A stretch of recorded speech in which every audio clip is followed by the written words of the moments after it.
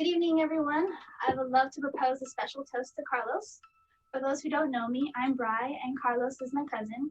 Don't tell him I said this, but he's my favorite cousin. Oh, sorry, Junior. You shouldn't have joined the army. Anyways, before I brag about my favorite cousin Carlos and tell you how cool he really is, if you haven't already noticed, I'm going to tell you a brief story about the adventures of little Bri and Carlos. Once upon a time, when Carlos and I were little rugrats, we used to always dream about flying. One of the most fond memories I have is when we were making planes out of cardboard boxes. We would strap it to a tire swing and pretend we were flying all day long in circles until one of us showed the other what they had for lunch that day. Our moms would get so mad for making such a mess. Sorry, Thea. I always knew Carlos was going to be a pilot, especially when we went ziplining hundreds of feet in the air, only going about 30 miles per hour. I could see it on your face how happy flying made you feel.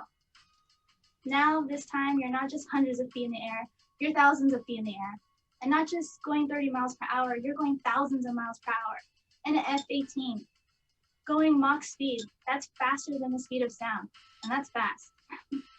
Speaking of going fast, Carlos may seem like the most chill and laid-back guy. But maybe his wife and mom might say that he's lazy, but just kidding.